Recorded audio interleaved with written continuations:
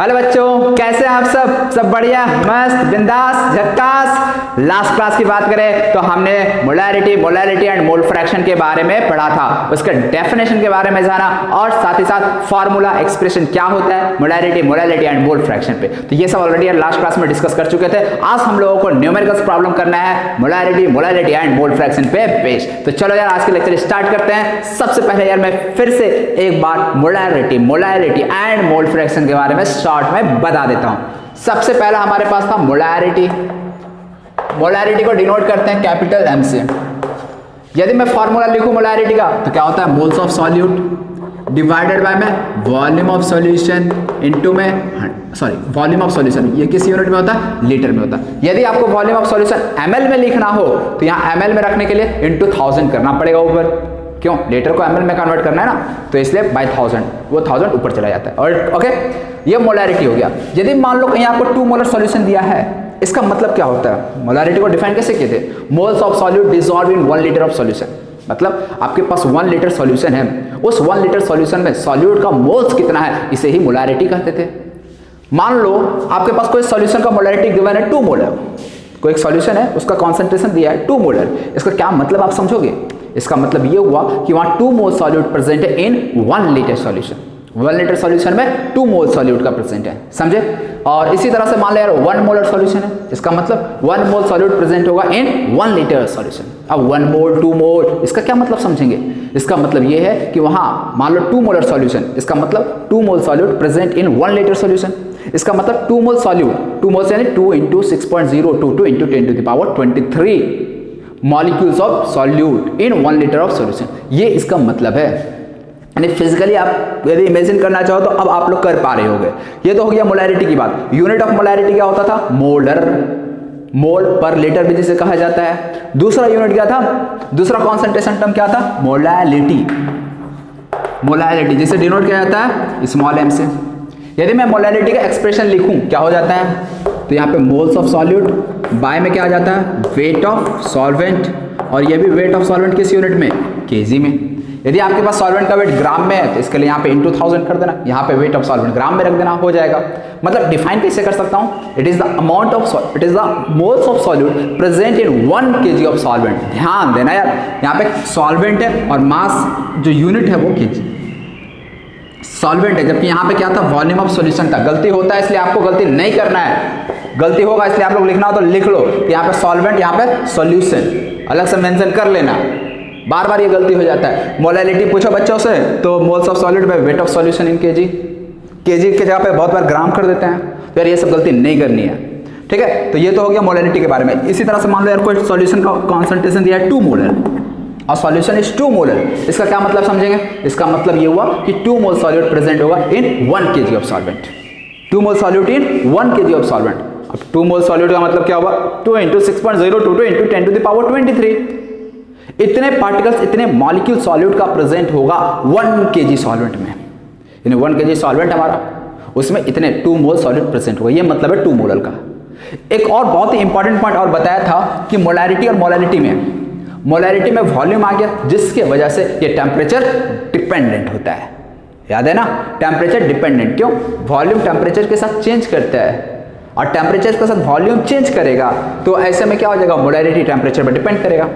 Volume पता है ना एक्सपैंड करता है कोई भी सब्सटेंस टेम्परेचर के साथ, लेकिन यहाँ पे मोलैरिटी जो होता है टेम्परेचर इंडिपेंडेंट होता है। क्यों टेम्परेचर इंडिपेंडेंट होता है, ऊपर मोल्स है, नीचे वेट ऑफ सॉल्वेंट है, वेट तो चेंज होने वाला नहीं है। और मोल्स ऑफ सॉल्यूट, मोल्स का मतलब क्या, जस्ट नंबर को रिप्रेजेंट करता है। यदि मान लो किसी कंटेनर के अंदर 1 मोल सॉल्यूट था या 2 मोल सॉल्यूट था, तो क्या टेम्परेचर को चेंज कर देंगे तो मोल्स ऑफ सॉल्यूट कम ज्यादा हो जाएगा, थोड़ी ना कम ज्यादा होगा, वो जितना था उतना ही रहेगा। समझ लो, थोड़ी ना कुछ पार्टिकल्स गायब हो जाएगा, गायब नहीं होता, जितना था उतना ही रहेगा। तो इसलिए मोलैरिटी टेम्परेचर इंडिपेंडेंट होता है, ये टेम्परेचर डिपेंडेंट होता है। मोलैरिटी का यूनिट की बात करूं तो यूनिट क्या होता है, मोलर। क्या होता है यूनिट, मोलर, जिसको मोल पर केजी भी बोल सकते हैं, मोल केजी इनवर्स भी बोल सकते हैं। और इसको मोल लीटर इनवर्स, क्यों, नीचे लीटर है ना, ऊपर मोल है तो मोल लीटर इनवर्स। यहाँ मोल है, यहाँ केजी है तो मोल केजी इनवर्स, समझे। थर्ड क्या था, थर्ड था मोल फ्रैक्शन। मोल फ्रैक्शन को डिनोट कैसे करते हैं, एक्स से। अब मोल फ्रैक्शन किसी भी सब्सटेंस का निकाला जाता है और हमेशा फ्रैक्शन है, मतलब वहाँ एक से ज़्यादा सब्सटेंस प्रेजेंट होंगे तो यदि एक से ज़्यादा सब्सटेंस प्रेजेंट है और हम लोग किसी एक सब्सटेंस का मोल फ्रैक्शन बता रहे हैं, तो mole fraction of any substance is defined as what? Is defined as the moles of that solute divided by total moles of component present in that solution. मतलब टोटल कंपोनेंट जो भी है उसका total moles से divide कर दो उस substance के मोल को। तो जैसे देखो, यदि XA है हमारे पास है और किसी कंटेनर में मान लो आपके पास 3 substance A, B and C, तो ऐसे में मोल फ्रैक्शन ऑफ A क्या हो जाएगा? मोल फ्रैक्शन ऑफ A का मतलब क्या है, पहले ये चीज को समझ लो। मोल फ्रैक्शन ऑफ A का मतलब हुआ टोटल मोल में से A का कितना मोल, टोटल मोल में से A का कितना मोल। तो सबसे पहले टोटल मोल कितना है, यदि इसका आपको मोल्स गिवन है Na, इसका मोल्स गिवन है Nb और इसका मोल्स गिवन है Nc, तो टोटल मोल्स कितना हो गया? Na plus Nb plus Nc, जिसमें से A का कितना मोल दिख रहा है आपको? Na, तो इसलिए मोल फ्रैक्शन ऑफ A कितना हो गया? Na by Na plus Nb plus Nc। Mole fraction of B लिखना होगा तो क्या लिखेंगे? तो मोल फ्रैक्शन ऑफ B का मतलब क्या होगा? मोल फ्रैक्शन ऑफ B का मतलब टोटल मोल में से B का कितना मोल। तो यानी हमें XB का एक्सप्रेशन लिखना हो तो यहाँ पे क्या आ जाएगा?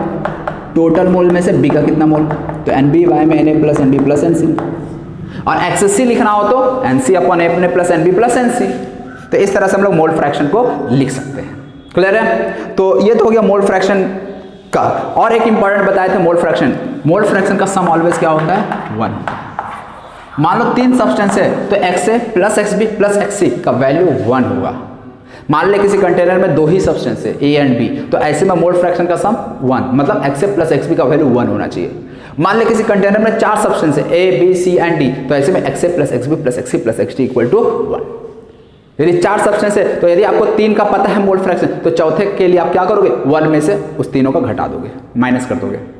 मान लिया यार आपके पास 3 सब्सटेंस है, इसका और इसका मोल फ्रैक्शन दिया, इसका मोल फ्रैक्शन निकालना है, तो आपको कुछ एक्स्ट्रा दिमाग लगाने की जरूरत नहीं है। इस दोनों का मोल फ्रैक्शन को जोड़ो, 1 में से माइनस कर दो, पता चल जाएगा C का मोल फ्रैक्शन। ठीक है, तो मोल फ्रैक्शन का सम ऑलवेज 1 होता है। तो ये चीज यार हम लोग ऑलरेडी लास्ट क्लास में पढ़े थे, इसलिए थोड़ा फास्ट निकले। अब हम लोग इस पे बेस्ड कुछ बेसिक से बिल्कुल यार 0 लेवल से स्टार्ट करेंगे प्रॉब्लम करना, उसके बाद अच्छे प्रॉब्लम्स पे भी हम लोग पहुंचेंगे। तो चलो यार आप लोग रेडी हो जाओ क्वेश्चंस करने के लिए। चलो यार आज का क्वेश्चन का सिलसिला अब स्टार्ट होता है। पहला क्वेश्चन क्या है? 9.8 gram of H2SO4 is present in 2 litre of solution. देखिए हमारे पास सॉल्यूशन का 2 लीटर दिया है, उसमें H2SO4 कितना है? 9.8 gram. The molarity of solution is, solution का मोलैरिटी बताना है यार, बिल्कुल बेसिक सा प्रॉब्लम है, बहुत ही बेसिक प्रॉब्लम है। मोलैरिटी इक्वल टू क्या होता है? ऊपर आता है मोल्स ऑफ सॉल्यूट, नीचे आता है वॉल्यूम ऑफ सॉल्यूशन। किस यूनिट में आता है? लीटर में आता है। ये सब बातें आपको ध्यान में रखनी है। ओके, N1 क्या होगा? Moles of solute. सबसे पहले तो यार आपको पहचानना पड़ेगा सॉल्यूट क्या है। क्या है सॉल्यूट? 9.8 ग्राम ऑफ H2SO4, यानी H2SO4 हमारा सॉल्यूट है, is present in 2 litre of solution. Solution H2SO4 का है, हमें सॉल्यूशन का वॉल्यूम दे दिया है 2 लीटर। बहुत अच्छी बात है, बहुत अच्छी बात है, कोई दिक्कत नहीं है। वॉल्यूम आ गया 2 लीटर, बस मोल्स ऑफ सॉल्यूट हमें पता चल जाए। कैसे पता चल जाएगा? अब तो यार मोल्स देख रहे हो, पहले क्लास में बताए थे यार, मोल्स आपका पीछा छोड़ने वाला नहीं है। देख रहे हो अब अपना एंडिंग पे जा रहा है चैप्टर, लेकिन आपको फिर भी मोल्स कैलकुलेट करने आना चाहिए, उसका यूज हर जगह पड़ेगा। और मोल्स कैलकुलेट करना, मोलैरिटी जो अभी पढ़ने वाले हैं ना, ये सब केवल एक चैप्टर में नहीं यूज होगा, ये हर एक चैप्टर में आगे यूज होगा। तो इसीलिए यार ये सब बहुत अच्छे से आप लोग को आना चाहिए, बहुत अच्छे से आना चाहिए, इसलिए बताया था यार, बिल्कुल इग्नोर नहीं कर सकते इस चैप्टर को।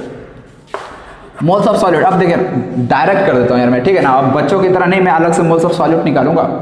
मोल्स हमें 9.8 ग्राम H2SO4 पता है ना। मोल्स क्या होता है? Mass by molecular mass, mass by molecular mass H2SO4 का कितना होता है? 98। वेट बाय मॉलिक्यूलर वेट, ये पॉइंट को हटाओगे तो अब ये कैलकुलेशन मेरे से मत पूछना सर आपने कैसे कर दिया, ये 0.05 यूनिट मोलर होता है, MOLAR, जिसको हम लोग कैपिटल M से भी लिखते हैं।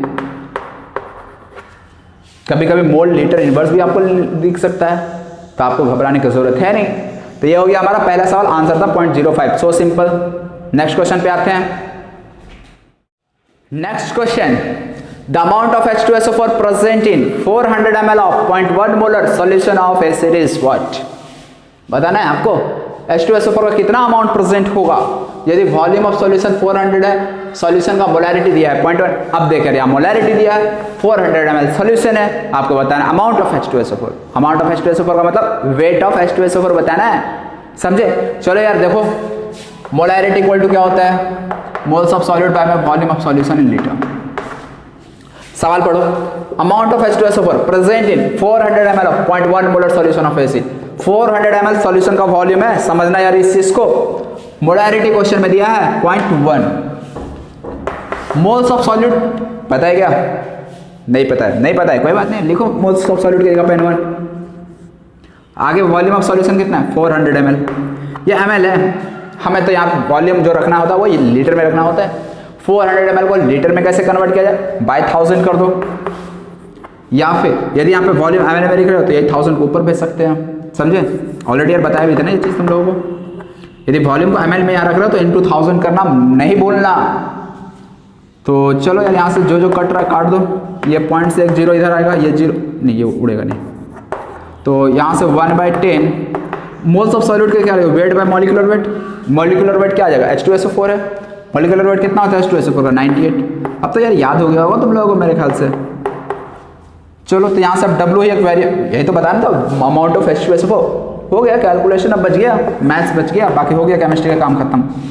4 को इधर भेजो, 98 भी इधर ही जाएगा, 98 ये नीचे आ जाएगा ना, ऊपर पहुँच जाएगा। बाय में 10 और ये भी 10 नीचे आएगा, दो 10 नीचे आएगा। तो W कितना हो गया? 8 4 से 32, 3 बचा 36 और 39 बाय 100। तो यहाँ से वेट कितना आ गया? 3.92 ग्राम। समझ में आया? इजी था ना? किस तरह से प्रॉब्लम करना है? छोटे छोटे प्रॉब्लम है, बेसिक्स प्रॉब्लम है। तो अभी आप लोग यार बिल्कुल बेसिक से स्टार्ट करो, उसके बाद धीरे धीरे अपना स्टैंडर्ड बढ़ाएंगे, ठीक है? तो नेक्स्ट क्वेश्चन अब मैं लिखता हूँ बोर्ड पे। Next question, 6.02 into 10 to the power 20 molecules of urea are present in 100 ml of solution. Volume of solution given है 100 ml। बताना है concentration of urea solution is, urea solution का कॉन्सेंट्रेशन क्या होगा ये आपको बताना है। कैसे बताओगे? तो देखो यार, कॉन्सेंट्रेशन बताना है मतलब मोलैरिटी। देखिए यदि केवल कॉन्सेंट्रेशन लिखा जाए इसका मतलब आपको मोलैरिटी समझना है। क्या समझना है? मोलैरिटी। मोलैरिटी निकालना है हमें, बहुत इजी है यार। N1 बाय में लिख दो volume of solution in litre. अब हमें केवल वॉल्यूम ऑफ सॉल्यूशन 100 ml तो दिया है, हमें बस थोड़ा सा अपना दिमाग खर्च करना है मोल्स पे, और मोल्स को निकालना तो अब तुम लोग का बाएं हाथ का खेल है। अब तो यार तुम लोग यूं ही निकाल सकते हो N1। कैसे निकालोगे यार? देख नंबर ऑफ मॉलिक्यूल्स दिया 6.02 into 10 to the power 20। Bye में क्या करते थे? Na, याद है ना फार्मूला यार? सेकंड फार्मूला मोल्स निकालने का 6.022 पढ़ते थे, मैं 6.02 ही ले लेता हूँ, कट जाएगा ऊपर नीचे इसलिए। 10 to the power 23 हो गया मोल्स। नीचे वॉल्यूम ऑफ सॉल्यूशन लिख दो 100 ml। 100 ml है, यहाँ पे ml में तो 1000 मल्टीप्लाई करूँगा, ये उड़ जाएगा, ये उड़ जाएगा। मोलैरिटी इक्वल टू कितना हो गया? ये 10 का पावर 21 हो गया, ये 10 का पावर 23 हो गया, ये बच जाएगा 10 का पावर -2, दैट इज 0.01 मोलर। समझ रहे हो? बस और बस आपको दिमाग कहाँ लगाना है? मोल्स निकालने में। एक बार यदि मोल्स निकल आया काम हो गया अपना। तो बस यही था। देख रहे हो ना कितना इजी सवाल होता है। तो बस आपका बेसिक कॉन्सेप्ट यदि अच्छा है ना तो आपको प्रॉब्लम नहीं जाने वाला इस चैप्टर में। इस चैप्टर में कहीं भी नहीं प्रॉब्लम जाने वाला। इसलिए यार पहले जो बेसिक्स है ना उसको देखो, क्वेश्चन को हार्ड कैसे बना रहा है, केवल मोल्स को चेंज कर दे रहा है। आपको मोल्स निकालना आता है तो फिर कोई दिक्कत नहीं, और नहीं आता है तो दिक्कत ही दिक्कत है। कोई बात नहीं है। चलो नेक्स्ट क्वेश्चन करते हैं हम लोग। नेक्स्ट क्वेश्चन मोल फ्रैक्शन पे बेस्ड है, इजी क्वेश्चन है यार, तुम लोग खुद से पहले ट्राई करना। मोल fraction of oxygen in a mixture of 7 gram nitrogen gas and 8 gram of oxygen gas. देखिए मोल फ्रैक्शन निकालना है, तो जब भी मोल फ्रैक्शन निकालना हो पहले तो ये आपको देखना पड़ेगा जो सिस्टम लिया गया उसके अंदर क्या क्या प्रेजेंट है। बताओ यार क्या क्या प्रेजेंट है? एक तो यार नाइट्रोजन है, दूसरा क्या? ऑक्सीजन प्रेजेंट है। ये चीज क्लियर है ना? तो एक हो गया नाइट्रोजन, क्या प्रेजेंट है? नाइट्रोजन मतलब N2, और दूसरा क्या प्रेजेंट है? O2। आपको मास दिया हुआ नाइट्रोजन एंड ऑक्सीजन का, कितना नाइट्रोजन और कितना ऑक्सीजन प्रेजेंट है। समझ में आ रहा है? 7 gram nitrogen 8 gram oxygen present है। क्लियर है? यहां तक हमें निकालना है मोल फ्रैक्शन ऑफ ऑक्सीजन। देखिए यार इस पूरे चैप्टर में मैंने जैसा कि बताया कि जो कैलकुलेट करना है पहले यार उसका एक्सप्रेशन लिख लो, उसके बाद किसी भी बच्चे को दिक्कत नहीं आएगी। अच्छे से अच्छे डिफिकल्ट से डिफिकल्ट प्रॉब्लम भी बन जाएगा यदि आप पहला ये काम करते हो।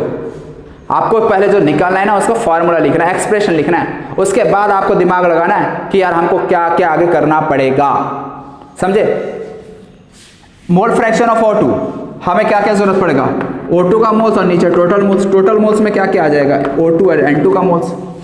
तो हमें बस दो ही चीज तो चाहिए, O2 का मोल्स और N2 का मोल्स। यदि हमें पता चल जाएगा तो मोल फ्रैक्शन ऑफ O2 पता चल जाएगा। चलिए पता मोल्स ऑफ O2 कितना हो जाएगा, O2 का moles mass by molecular mass 8 ग्राम है, बाय में कितना लिख दें, O2 है। तो देखिए ऑक्सीजन गैस है, यदि ऑक्सीजन गैस लिखा गया तो ऐसे में हम क्या समझेंगे, O2। ऐसा O मत समझ लेना, O समझ लोगे आप 16 लिख दोगे। जब भी ऑक्सीजन गैस बोला जाए तो 32।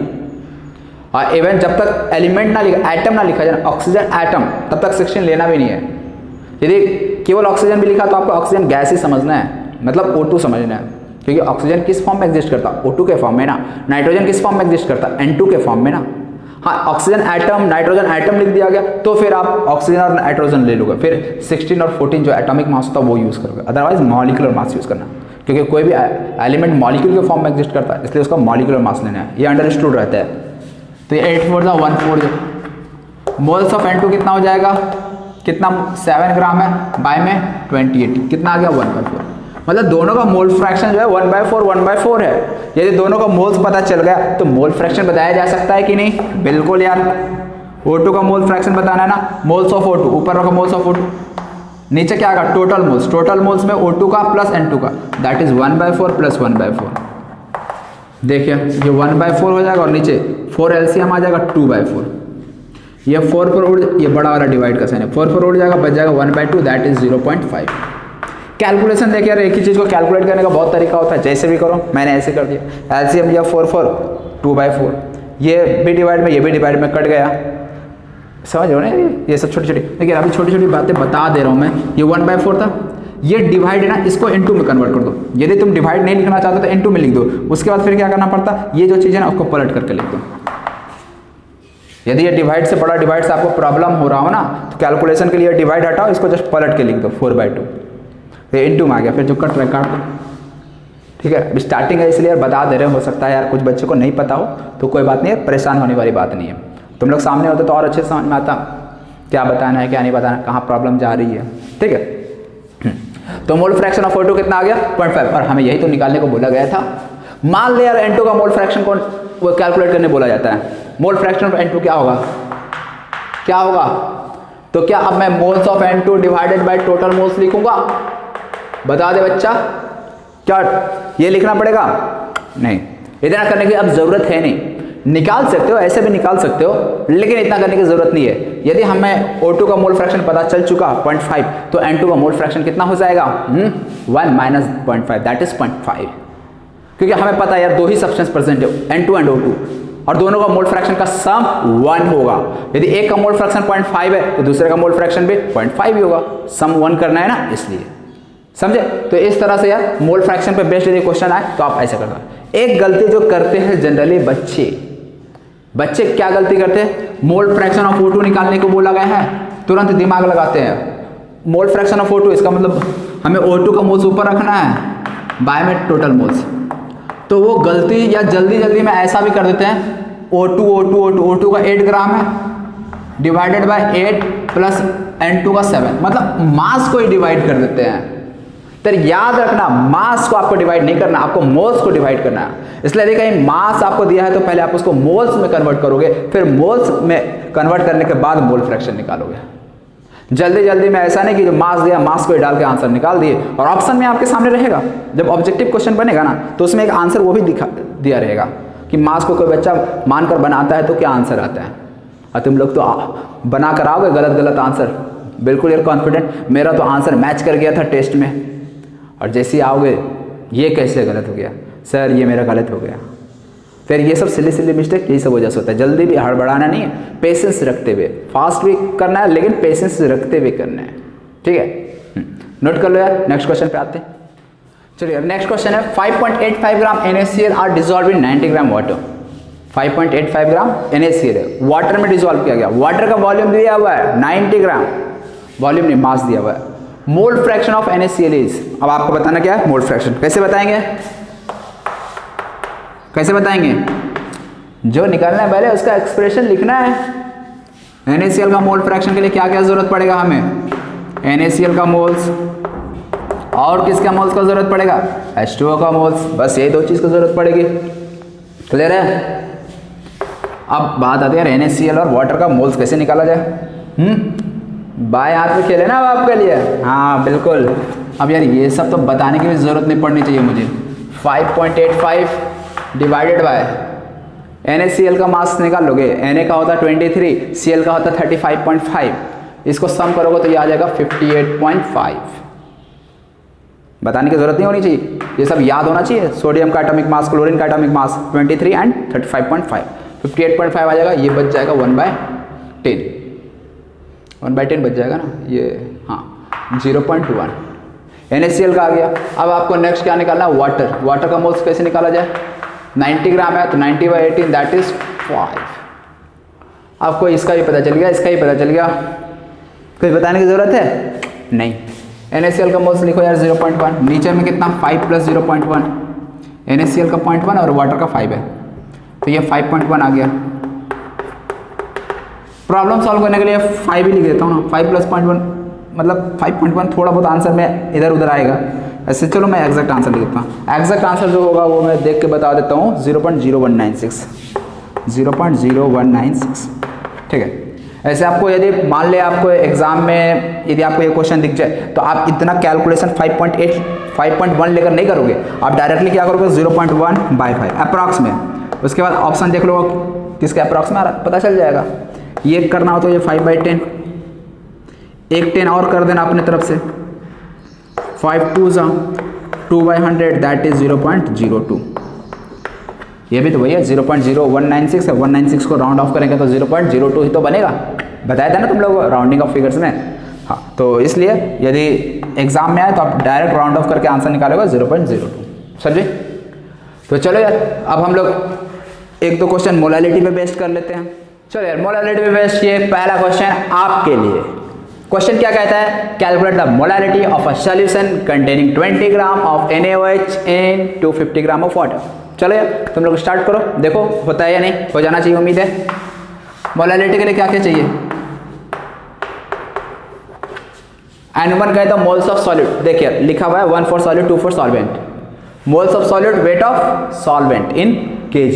चलो molality of a solution containing 20 gram of NaOH, हमें तो चाहिए मोल्स ऑफ सॉल्यूट, कैसे निकलेगा तो देखिए अब डायरेक्ट करेंगे, अब ये सब में समय नहीं लेंगे ज़्यादा।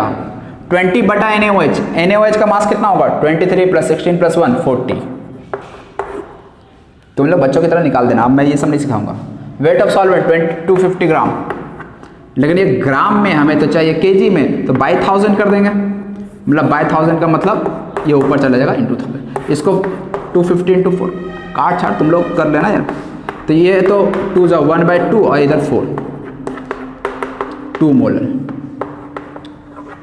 मोल kg इनवर्स भी होता है मोलालिटी का यूनिट, या शॉर्ट में मोलल भी बोला जाता है, 2 मोलल हो गया, बस यही करना था। चलो नोट कर लो, नेक्स्ट क्वेश्चन पे आते हैं। नेक्स्ट क्वेश्चन है, क्वेश्चन क्या है, equal moles of H2O and NaCl are present in a solution.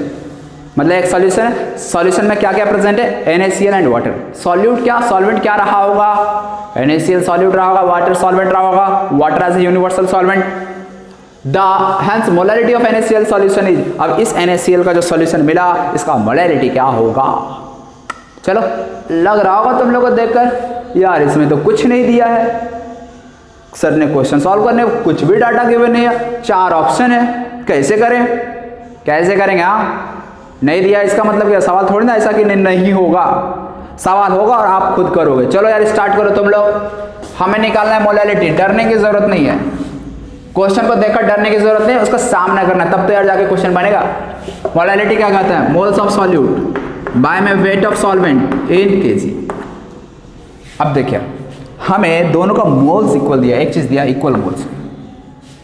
Equal moles का मतलब मान लो moles of solute moles of solvent दोनों को n मान लो, यानी सॉल्यूट का 1 फॉर सॉल्यूट 2 फॉर सॉल्वेंट, दोनों का मोल्स n दिया है। यदि ऐसा है तो मोल्स ऑफ सॉल्यूट के यहाँ पे हम n लिख दें, हमें वेट ऑफ सॉल्वेंट चाहिए, तो वेट ऑफ सॉल्वेंट क्या होगा, ये मोल्स ऑफ सॉल्वेंट है, मोल्स ऑफ सॉल्वेंट क्या हो जाएगा, wait of solvent bye molecular wait of solvent, यही होगा ना। हमें वेट ऑफ सॉल्वेंट चाहिए, तो यहाँ से weight of solvent equal to क्या लिखेंगे, बता सकते हो, weight of solvent moles of solvent into molecular mass of solvent. कोई दिक्कत तो नहीं है। N2 को मैंने क्या माना, N1 और N2 दोनों को N माना, मतलब ये N1 into molecular mass of solvent. Solvent क्या, वाटर, वाटर का मॉलिक्यूलर मास क्या होता है, 18 होता है। अच्छा, जो यहाँ से वेट आएगा, W2 का वैल्यू आएगा, ये ग्राम में आएगा या केजी में आएगा, तो याद रखना मोल्स इनटू मॉलिक्यूलर मास, मॉलिक्यूलर मास जो 18 होता है वो ग्राम होता है, समझे। जब भी मोल्स में हम लोग जो मॉलिक्यूलर मास लेते हैं वो ग्राम में होता है, मतलब ये जो आ रहा है N इंटू 18 ये ग्राम में है, तो इसीलिए अब मैं यहाँ पे लिखता हूँ N इंटू 18, लेकिन ये ग्राम में, इसको केजी में कन्वर्ट करने के लिए ऊपर 1000 से मल्टीप्लाई करना पड़ेगा। अब ये N और N उड़ गया, 1000/18 ये वैल्यू आता है 55.55। कैलकुलेट कर लेना 1000/18 का वैल्यू, और याद भी रखना ये वैल्यू को, याद रखना है तुम लोगों को यार, 1000/18 ये वैल्यू याद रखना है 55.55, ये चलता जाता है। 1000/18 का वैल्यू 55.55 होता है, ये याद रखना, ये बहुत बार आपको यूज पड़ेगा डायरेक्ट, तो बार बार आप 1000/18 नहीं करोगे, ठीक है ना। आगे भी बहुत सारे क्वेश्चन में इस वैल्यू का जरूरत पड़ता है 1000/18, ठीक है ना, तो लिख लेना नोट करके वो वैल्यू। तो इस तरह से फाइनल आंसर कितना आ गया 55.55, ऑप्शन कौन सा, बी। क्वेश्चन देखने में हार्ड लग रहा था, कुछ नहीं दिया था, डर रहे थे, देखो यूं ही हो गया। चलो नोट कर लो। देखिए नेक्स्ट क्वेश्चन है, थोड़ा सा क्वेश्चन में ट्विस्ट आएगा। अब जो भी क्वेश्चन आएगा वो थोड़ा ट्विस्ट, जितना भी सिंपल बेसिक्स प्रॉब्लम था ना, मोलैरिटी और मोल फ्रैक्शन में बेस्ड, वो हमारा हो गया कंप्लीट। तो अब से जो भी आगे के प्रॉब्लम्स आपको दिखेंगे ना, उसमें कुछ ना कुछ ट्विस्ट होगा, मतलब क्वेश्चन डायरेक्टली आप फॉर्मूला में पुट करके नहीं बना सकते हो, आपका थोड़ा आपका दिमाग जो है ना खर्चा करने का जरूरत पड़ेगा। और जो पहले अब हमने पढ़ा परसेंटेज कॉन्सेंट्रेशन के बारे में, मोलैरिटी, उसको आपस में मिक्स करके कंबाइंड प्रॉब्लम बनाया जाएगा। इसी क्वेश्चन में देखो यार हो चुका है मिक्स। मोलैरिटी आपको बताना है 2.8% weight by volume solution of KOH, बस यही दिया है। अब इसके हेल्प से आपको मोलैरिटी कैलकुलेट करना, कैसे करोगे, तो पहले देखिए कुछ भी नया, जो भी कॉन्सेप्ट पार्ट था वो अपना कंप्लीट हो चुका है, थ्योरी पार्ट अपना कंप्लीट हो चुका है।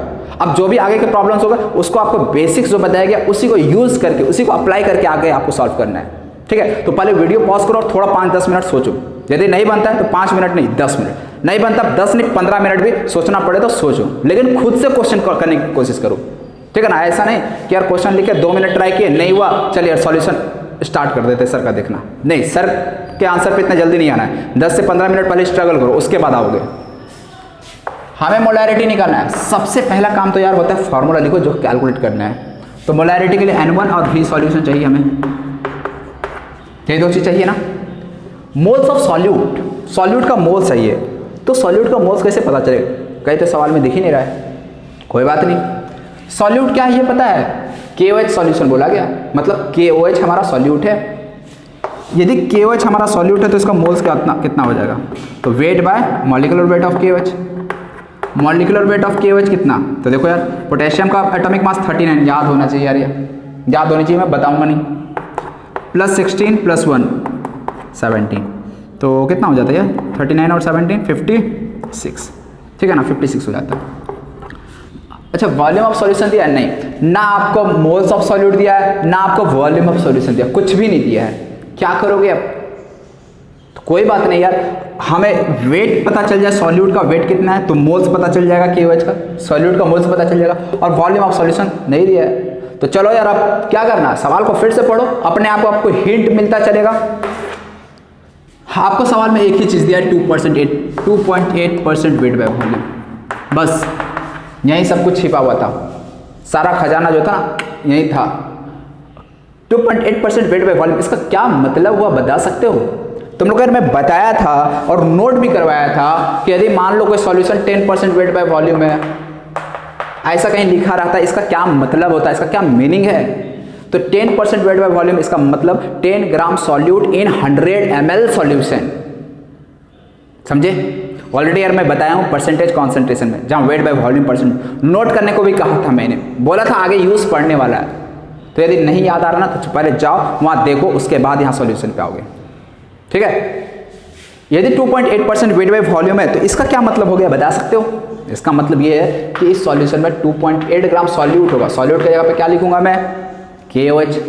प्रेजेंट इन कितना बाय वॉल्यूम है ना 100 ml सॉल्यूशन, मतलब 100 ml सॉल्यूशन में 2.8 ग्राम KOH का प्रेजेंट होगा। अब सारा का सारा जो राज था ना वो ओपन हो चुका है, सारा राज खुल गया। कैसे? यदि 2.8 ग्राम KOH है तो मोल्स ऑफ KOH आ गया 2.8 by moles by molecular weight that is 56। Point उड़ाओ 1/20। अभी फ्रैक्शन में नहीं ले जा रहे। दूसरा आपको वॉल्यूम ऑफ सॉल्यूशन की जरूरत थी। देख यार 100 ml सॉल्यूशन मिल गया। याद रखना बस वॉल्यूम जो है वो ml में आ रहा है, ओके भूलना मत। अब हमें निकालना था क्या? मोलैरिटी। तो molarity equal two moles by volume. Moles of solute कितना है? 1/20। वॉल्यूम ऑफ सॉल्यूशन कितना? 100 ml। यदि ये ml में है तो ऊपर मल्टीप्लाई कर दो 1000। एक्चुअली मल्टीप्लाई और नीचे लेकिन ये ऊपर चला जा रहा है, ठीक है ना। बार बार मैं बोल दे रहा हूँ, रिपीट कर दे रहा हूँ। 1 2 3 0 1 2 3 0 यहाँ से आया 1/2। 1/2 का वैल्यू कितना होता है? 0.5। Correct answer is what? Option बन गया। देख रहे हो किस तरह से अपने कॉन्सेप्ट को अप्लाई करना है, सीखना पड़ेगा। ये क्लास 10th नहीं है, थोड़ा आपको अपना दिमाग लगाना पड़ेगा, ठीक है। तो चलो यार एक और क्वेश्चन इस तरह का करते हैं हम लोग। तो देखो यार एक और अच्छा क्वेश्चन आपके सामने। क्वेश्चन क्या? Calculate the molality of KCl solution. Calculate the molality of KCl solution prepared by dissolving 7.45 gram of KCl। KCl का मास दिया to make 500 ml of the solution. मतलब समझना जरा सा क्वेश्चन का। KCl का 7.45 ग्राम प्रेजेंट है, सॉल्यूशन का वॉल्यूम दिया है 500, यानी 7.45 gram KCl is present in 500 ml solution. आपको बताना है, अच्छा डेंसिटी ऑफ सॉल्यूशन भी गिवन है, आपको बताना है मोलैरिटी। तो देखो यार अभी ये सब जो सवाल अभी मैंने इससे पहले वाला भी सवाल दिया था, ये जो सवाल है क्वेश्चन है, ये सबको मैं एक अलग शॉर्टकट तरीके से भी आगे मैं बताऊंगा आप लोगों को कैसे कैलकुलेट किया जाता है, ठीक है ना। मतलब शॉर्टकट क्या है, मैं एक फार्मूलेट कर दूंगा, एक फार्मूला रिलेशन बना दूंगा, molarity weight by volume percent, weight by weight percent, molarity सबके बीच एक रिलेशन में डिराइव करवाऊंगा। लेकिन अभी नहीं करवाऊंगा, क्योंकि अभी मैं करवाऊंगा तो तुम लोग कॉन्सेप्ट को फेंक दोगे और उसके बाद डायरेक्ट फार्मूला स्टार्ट होगा, इसीलिए, ठीक है ना। जब मैं सिखाऊंगा तो आप लोग फार्मूला लगा के भी करोगे, लेकिन अभी बिना फार्मूला के आपको क्वेश्चन को सॉल्व करना है। केवल आपको जो बेसिक्स कॉन्सेप्ट बताया गया उसको अप्लाई करके क्वेश्चन को सॉल्व करना है, ठीक है। तो चलो यार मैं पहले करता हूं, आप लोग वीडियो पॉज करके जरूर करना है, क्वेश्चन को पॉज करो और स्टार्ट हो जाओ, ठीक है ना। और उम्मीद है यार बन जानी चाहिए, कोई क्वेश्चन ज़्यादा हार्ड नहीं है। हमें निकालना है मोलैरिटी। तो सबसे पहले मोलैरिटी के लिए क्या क्या जरूरत है वो चीज़ को लिख लो। हमें दो चीज़ की जरूरत है, एक तो मोल्स ऑफ सॉल्यूट, दूसरा वेट ऑफ सॉल्वेंट।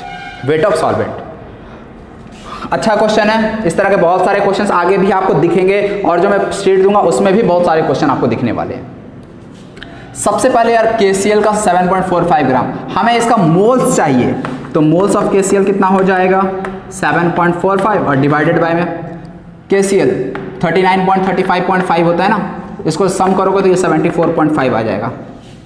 ये कर लेना यार खुद से, ये वैल्यू 1/10 आ जाएगा, दैट इज 0.1। मतलब मोल्स ऑफ KCl हमें पता चल गया 0.1, मतलब ऊपर का काम हो गया फिनिश, बच गया वेट ऑफ सॉल्वेंट। अब वेट ऑफ सॉल्वेंट कैसे निकाला जाए, कैलकुलेट किया जाए। हाँ कहीं क्वेश्चन में दिख रहा है सॉल्वेंट का वेट, कहीं नहीं दिख रहा है। आपको 500 ml सॉल्यूशन का दिख रहा है, वॉल्यूम ऑफ सॉल्यूशन दिया है, हमें तो चाहिए वेट ऑफ सॉल्वेंट। क्या करना पड़ेगा, कैसे करना पड़ेगा, थोड़ा सोचो, बस यही थोड़ा सा सोचना है। तो देखो यार वेट ऑफ सॉल्वेंट आपको निकालना है। वेट ऑफ सॉल्वेंट क्या हो जाएगा, weight of solution minus weight of solute, 2 for solvent 1 for solute. Solvent का वेट निकालना, सॉल्यूशन में से सॉल्यूट का वेट को माइनस कर दो। अब बात आती है सॉल्यूशन का भी वेट तो नहीं दिया है, हमें सॉल्यूशन का वॉल्यूम दिया हुआ है। तो एक चीज ध्यान देना यार, सॉल्यूशन का वॉल्यूम दिया है और डेंसिटी भी हमें सॉल्यूशन का पता है।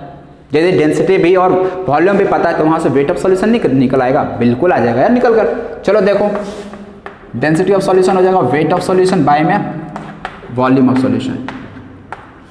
डेंसिटी ऑफ सॉल्यूशन दिया है 1.2, वेट ऑफ सॉल्यूशन नहीं पता, वॉल्यूम ऑफ सॉल्यूशन पता है 500। तो यहाँ से वेट ऑफ सॉल्यूशन कितना आ जाएगा यार बता दो प्यारे बच्चों, 500 को मल्टीप्लाई कर दो 1.2 इंटू 500, ये पॉइंट हटेगा 12 5 60, 600 ग्राम आ जाएगा यहाँ से। वेट ऑफ सॉल्यूशन आ गया 600 ग्राम।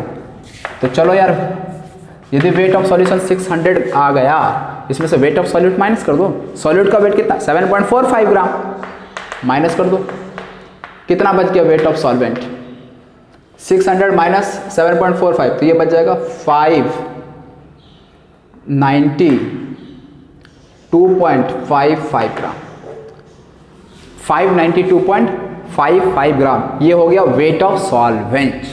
हमें निकालना क्या है, मोलैलिटी। मोलैलिटी में दो चीज की जरूरत थी, एक मोल्स ऑफ सॉल्यूट, दूसरा वेट ऑफ सॉल्वेंट, और दोनों हमें अब पता चल चुका। क्या करना, पुट करो यार, अब तो बच्चों वाला हो गया क्वेश्चन। देखो molality equal to weight moles of solute that is 0.1, नीचे 592.55। ये ग्राम में ध्यान रखना है, ये सब छोटी छोटी गलती नहीं करना। 1000 से मल्टीप्लाई कर दिए, हो गया यार केजी में कन्वर्ट। अब यहाँ से मोलैलिटी इक्वल टू कितना हो जाएगा, इसको मैं एक 5 को हटा देता हूँ, ठीक है, और ये पॉइंट को भी ये पॉइंट के साथ उड़ा देता हूँ, तो ये 1000 बाय में 5925 बच गया। अब ये आंसर कितना आ जाएगा, ये कैलकुलेट करना आपका काम है, क्योंकि यार कैलकुलेशन मुझे करना पड़ेगा। तो चलो यार, जो भी इसका आंसर है आप लोग खुद से कैलकुलेट कर लेना, ठीक है ना, मैं यहाँ पे छोड़ दे रहा हूँ आपके लिए, ठीक। तो इस तरह से हम लोग जो बेसिक्स प्रॉब्लम था मोलैलिटी पे बेस्ड, मोल फ्रैक्शन पे बेस्ड, वो आज हमने देखा। और इस पे अच्छे अच्छे प्रॉब्लम्स जो है ना, और जो भी फार्मूले डिराइव करेंगे वो हम लोग अब नेक्स्ट लेक्चर में करेंगे, ठीक है। अभी लेक्चर को एंड यहीं पे करा जाता है, ठीक है। अभी आपकी छुट्टी हो गई, आप जाओ मस्ती करो और पढ़ाई भी साथ में ज़रूर करो। तो अब हम लोग नेक्स्ट लेक्चर में मिलने वाले हैं, अभी के लिए bye bye and have a nice day.